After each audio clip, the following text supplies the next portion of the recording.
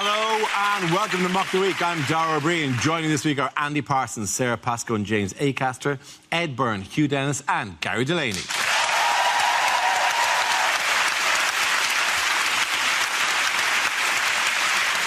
We start with a round call. If this is the answer, what is the question? On the board are 6 categories. Sarah, which category would you like? I will have world news, please. OK, world news it is. The answer is 1.6 billion. What is the question? Is it how many immigrants are so lazy they haven't even bothered to come over here? Is it what in decibels is Brian Blessed? Is it when they go back to us, how many drachma will there be to the euro? For about a week or so. How many Scottish people now say they voted yes in the referendum? Is it what was the crucial missing ingredient from England's bid for the 2022 World Cup?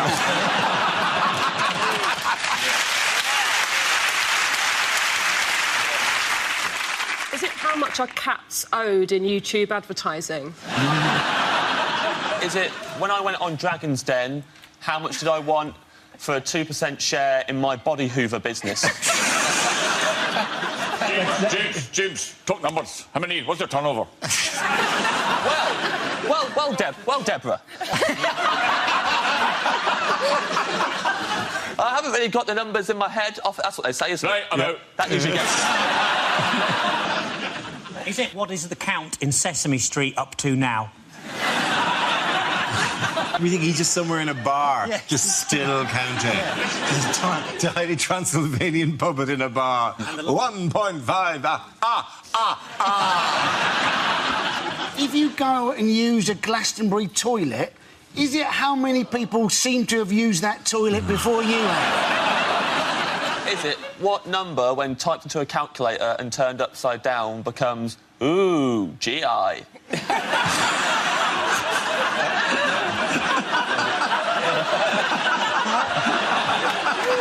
Is it after you've popped, how many Pringles can you eat before you must stop? Is it, since I started this sentence, how much further has Greece got into debt? It's to do with Greece, clearly, yes, we're all dancing around. What is 1.6 billion? This is the amount in euros that Greece are supposed to pay back to the IMF by the 30th of June. You're absolutely right. Thank you very much, Sarah Pascoe. Well done. Yes. The question I was looking for was how much money in euros does Greece need to repay to the International Monetary Fund by the 30th of June? That's next Tuesday, or risk crashing out of the Eurozone. But it is a loan, isn't it? What they've got is a loan. I think it might solve itself. Are we certain they haven't got PPI? Wouldn't that be great? Just on the day before they have to pay back, Alexander Tsipras, the Greek Prime Minister, gets a phone call saying, "We have been trying to contact you." That's the Greek PM. Well, he seems thrilled with that particular development. He looks so coy. He literally looks like that is the face that people do when you go up to him and go, "Where's my money?" He's like, "Money?" There's lots of ways of raising money, though, aren't there? I would have thought. They've got lots of stuff. Yeah. They could have a big episode of the Antiques Roadshow. They'd raise quite a lot of money. They could use plastic plates at weddings. That'd save a lot of money.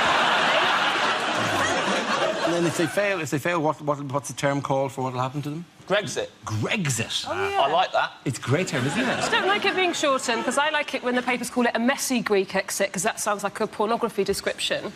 I like when they say the Greeks have been warned of Grexit. Like, you know, Grexit is this thing which is going to emerge from the sea in the kind of with his eyes so red and a scary nose and a horrible waters, horrible toes. The Grexit. It just also sounds like the door on the way out of a Greggs, doesn't it? That's what confuses me about it. Don't they have that above the door in Greggs? If you eat yourself to death on pasties, that's a Grexit, I think. This, by the way, is not Greg's in Athens. This is people going, my money, please. I've seen queues like that in Leicester Square on a Saturday night. Not into a bank, presumably. I've seen long queues at cash machines just on busy nights. They might be going many times. for a bed and a It means bath. nothing. You're playing into the hands of the European Commission and their misinformation. Shit, I don't know what happened there. You're telling me that essentially all these people are on a night out and they just want a few quid. There are crisis negotiations taking place between the IMF and, well, the troika of different bodies who've lent money to them and to the Greeks, and I think the Greeks will win the negotiation, and I'm willing to go on the line for this, because with only some time to go during the negotiations, with the Greeks going, please, give us a bail us out, bail us out, bail us out, all they need to do, they've got one card that the Greeks can play, which is they can play that music, which means you will eventually, because it just starts like it's just quietly in the background, just slowly, give us some money, no. Give us some money, no. Give us some money, no. And then over time, slowly the pressure builds on this music until eventually it's like, give us some money, no. Give us some money, no. Give us some money, no. And eventually, I believe it gets us faster and faster until, you know, give us some money, give us some money, give us some money, give us some money, give us some money, give us some money, go, and then go, have the cash, take the cash and go. Leave me alone, it's fine.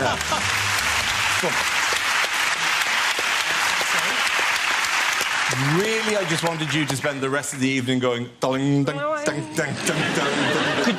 Could you hear that as well? I was worried there for a second. So this is all... I find it really confusing when it's like the money and the economics of it. So actually, it does become a lot easier if you convert it to alcohol and think that the ECB is a brewery and the EU is a pub and all of the countries put their alcohol behind the bar, but we need more drink. But the only way we can make more drink is if we water it down. And Germany won't let us do that, and they're in charge because they make the best drink, which is beer. Greece only have ouzo, which is the worst drink, and we knew they only had ouzo, and we shouldn't have let them join the pub, but we did because we were hammered. Who hasn't let the wrong person in when they were drunk, eh, girls?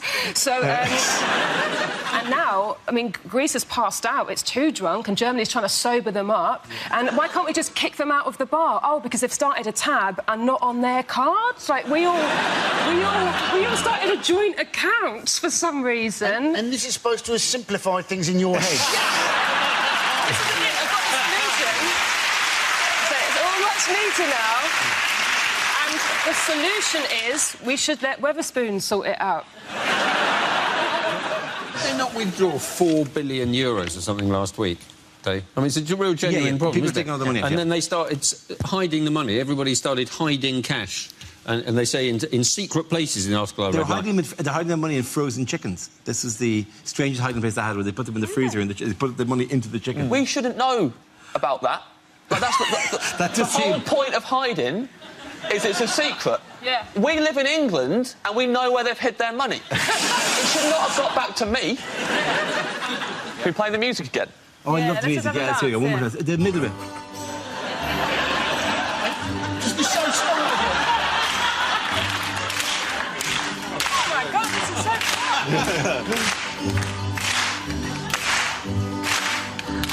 Well, they're going faster than us. They're going too fast. Table take our combined weight. Just flip the table over. We'll try. We can flip it. I'm sure the people of Greece will be absolutely delighted. There is an issue, obviously, of how it's going to affect holidaymakers and British tourists going over. There was a statement there that said that holidaymakers should bring over cash on this specifically, and the statement came from muggers. Travel agents suggested that people bring cash and credit cards or debit cards. So there's my plan to use magic beans as currency.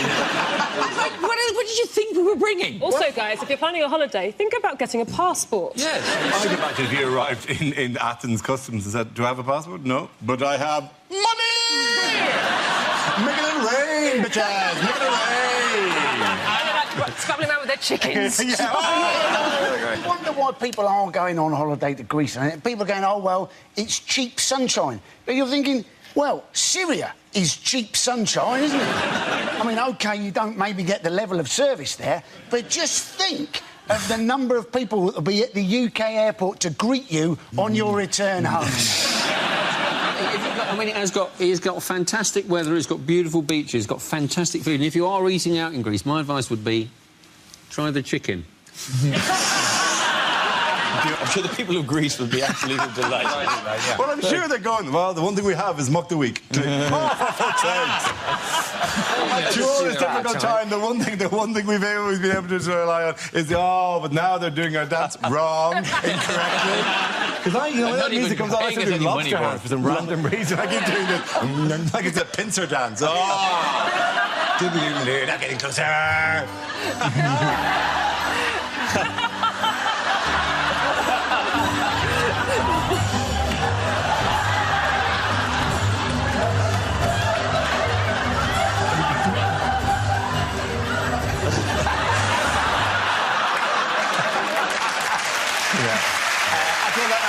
Jason and Andy.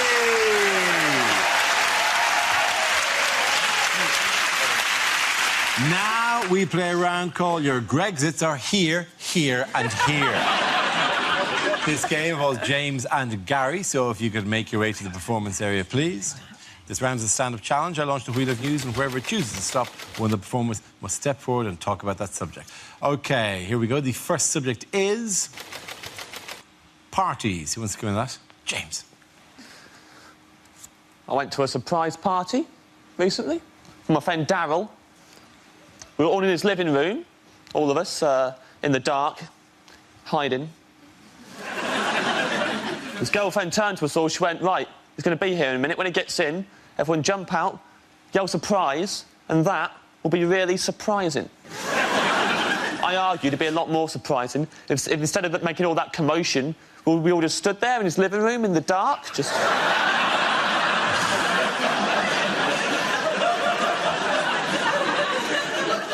When he comes in and turns the lights on, see how surprised he is then? It's a good party. I schmoozed. I'm good at schmoozing. Buttering people up. I'll give you some schmoozing tips, why not? A lot of people will tell you when you're schmoozing, have a good icebreaker, right? Break the ice. What they won't tell you, at the end of the conversation, unbreak the ice. You don't want anyone else swooping in, taking advantage of all the lovely little ice cubes that you created. So freeze it over again before you leave. So as you're leaving, just slide something under the fence, like death comes to us all, something like that.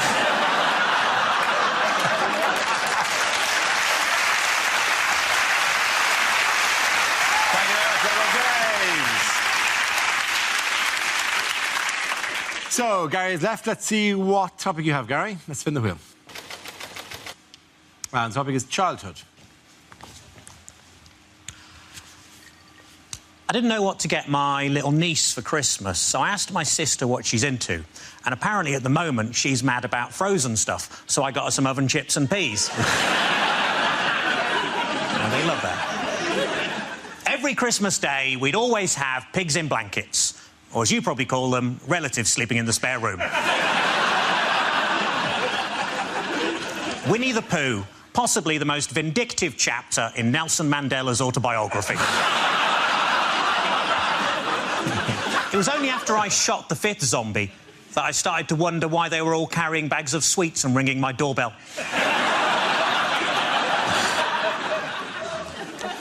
I've been trying to recapture my lost youth. I really must get that cellar door fixed.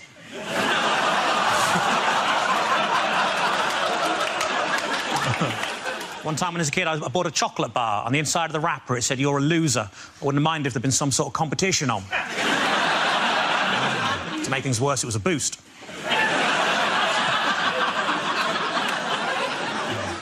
As a family, we couldn't decide whether to have Nana buried or cremated, so in the end, we let her live.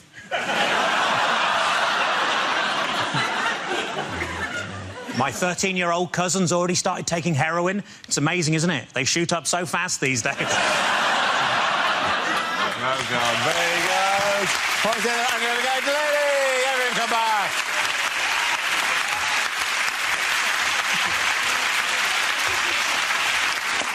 Our next round is called Picture of the Week. I show the panel a topical image and ask them to tell me what's happening. So what is going on here?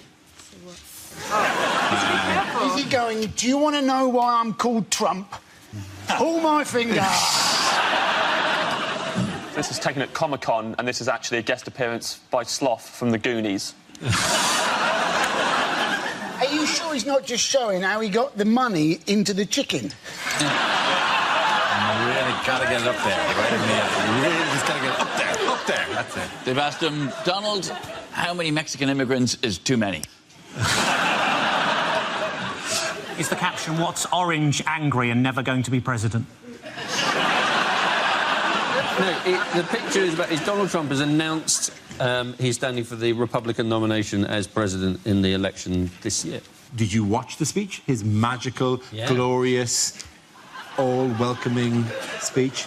The people who came really badly out of his speech were Mexicans, weren't they? Mexicans too bad, yeah. And he's like Nigel Farage. He's really worried about immigration. So his plan, if he becomes president, is he's going to build a 2,000-mile-long wall between the US and Mexico. So he's going to build a great wall to keep people out. And at the same time, his next point was he's not going to be influenced by China.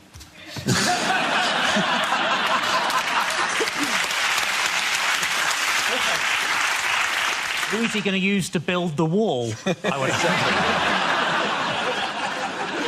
He said other stupid things. He said that all of the women on The Apprentice were either flirting with him consciously or unconsciously. And genuinely, he said that. And a word of warning, if they're unconscious, they're not flirting. That's an important lesson.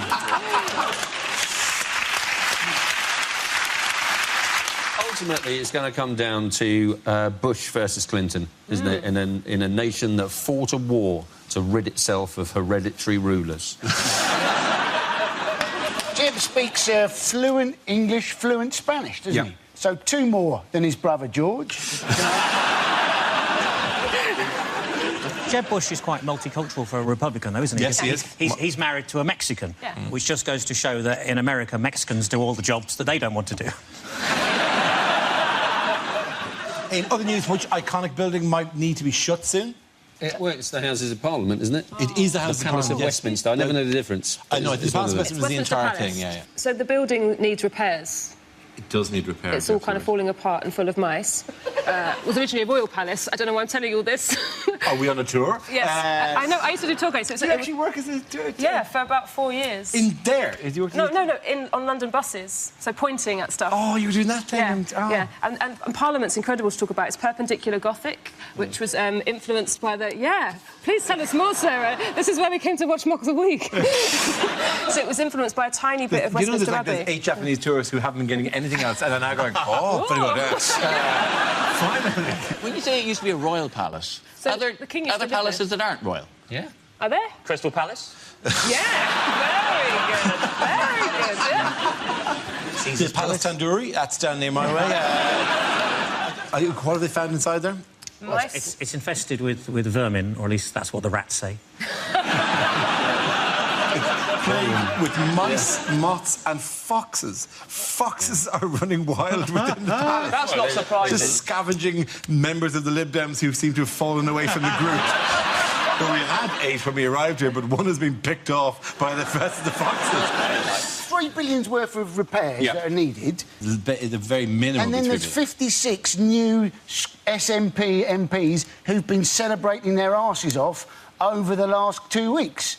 So you're thinking, are those 2 things related? 3 billion of repairs and a hell of a party from the Scottish MPs. You think that the 50 Scottish MPs have done £3 billion worth of damage? That'd be brilliant if they had, wouldn't it? And they're back on the train up to Edinburgh with Big Ben under their arm. I've got Big Ben! Going up to people. Got the time? You're all right. One of the suggestions, though, is to move the Parliament to Birmingham, isn't it? And David Cameron is all in favour of this because that is the hometown of the West Ham Football Club that he supports. Has anyone seen, by the way, the new mascot? Speaking of things that are the new mascot for Partick Thistle Football Club. It's brilliant. I've seen a picture of it. Yeah, it's designed by whom? David Shrigley. David Shrigley, contemporary artist, a huge fan of David Shrigley's work, has designed a new mascot for Partick Thistle Football Club. You know, to G the fans along, get them excited, raise the moods. This is the mascot. There's your nightmares made real, isn't it? Do you think they could have just put some pupils in the eyes to give them less of an unseeing cataract? The eye in the face of of eternal evil stare into my void of eyes.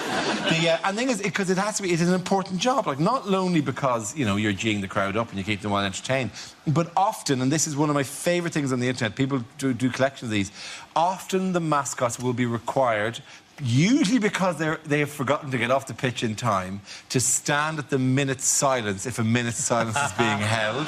And there is a fantastic collection of mascots who have had to look sombre or grave or respectful. This is a particular and I like this one.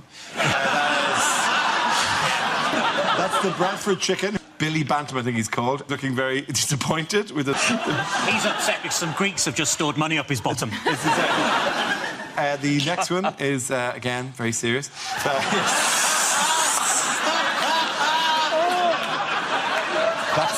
That's Buggy Bird from West Brom.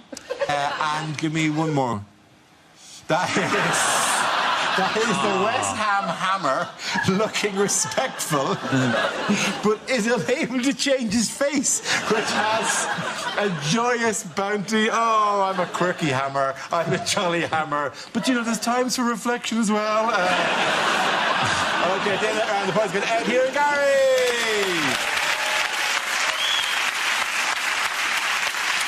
Now we come to scenes we'd like to see. So if everyone can make their way over to the performance area, I'll read out this week's topics, then we'll see what our panelists can come up with. OK, here we go. The first subject is unlikely film trailers. A man who only wants one thing. Strepsils.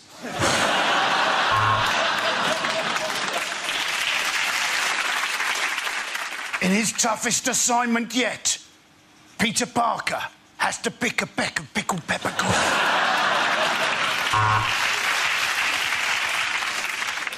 Drama, intrigue, romance, gardening, spoons. All these and other words in Dictionary the movie.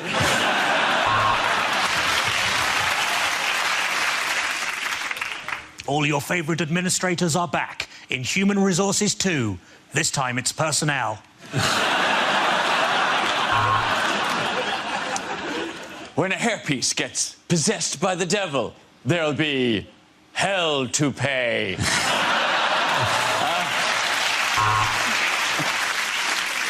He loves sex, but he has no arms. Which position will he choose? Missionary impossible.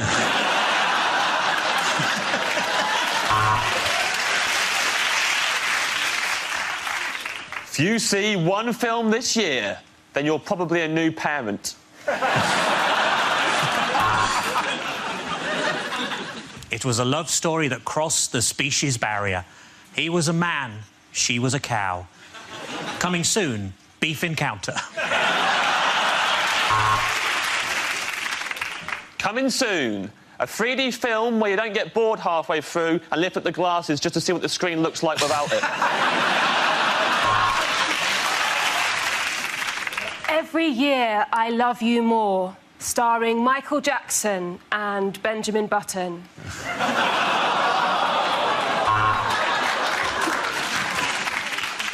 Coming soon, a story of premature ejaculation.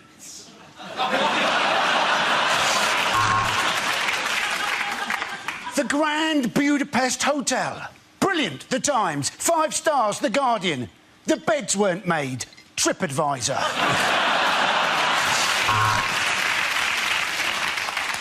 Part man, part machine, part bird, part drum. It's Robo Bongo Cuckoo Cop.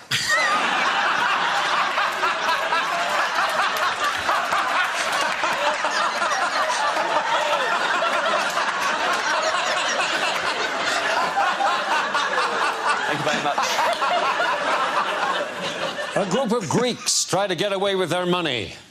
Chicken Run.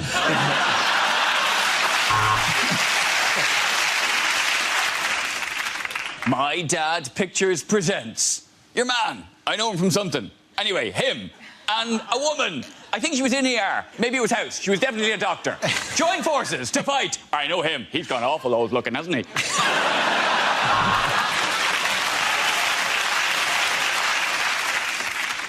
It's the bromance of the year. Ed and David Miliband star in What the Fuck Was the Point of That, Then?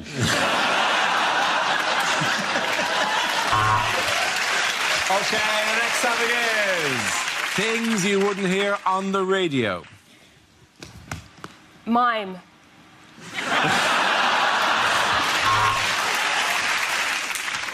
I'm sorry for that small pause just at the end of that record there. Only my shit took slightly longer than I expected. This is Top DJs of the 1970s. Prison radio has never sounded so good. A hideous car crash has occurred at the end of the A19. It's called Doncaster.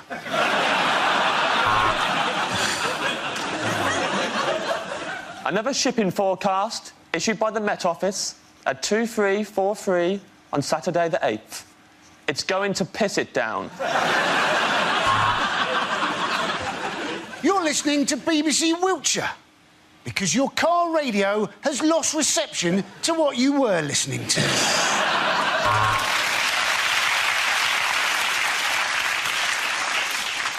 And next up on the Archers, there's an axe murderer on the loose. Not really. Someone has an argument with their housekeeper. Travel news. A coachload of origami enthusiasts has broken down on the M1, and they're all currently sat on the hard shoulder making paper models of cars. Traffic is described as stationary.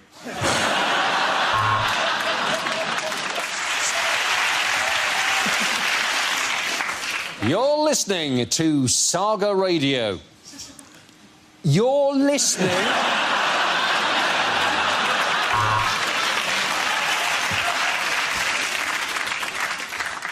Lidl, Aldi, later Tesco. This concludes the shopping forecast.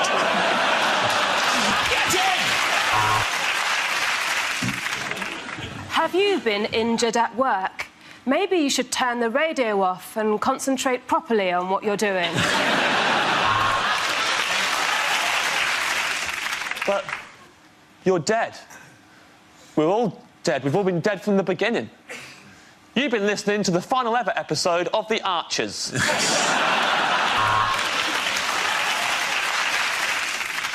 Next up on Gardener's Question Time, I'll be trying not to laugh like a schoolboy when a woman phones in with a problem about her box hedge.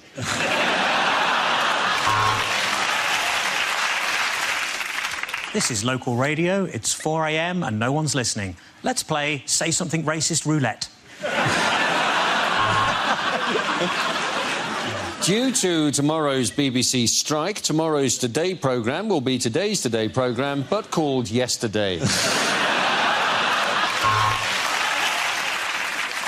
Sometimes when you listen to the radio, there's a tune that you can't get out of your head. It sort of plays again and again and again. Sort of gets faster and faster and faster, and finally it comes on.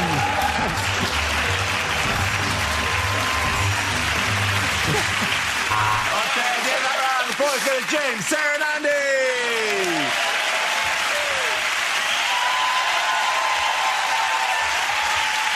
That's the end of the show. This week's winners are Ed Byrne, Hugh Dennis and Gary Delaney. Commiserations to Andy Parsons, Sarah Pascoe and James Acaster. Thank you for watching. Good night.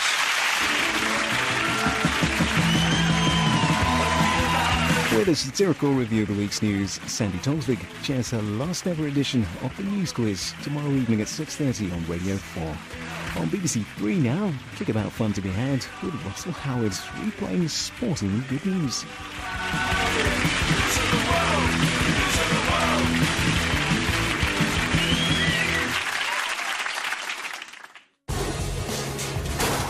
You get points for that, don't you? Like a snooker thing.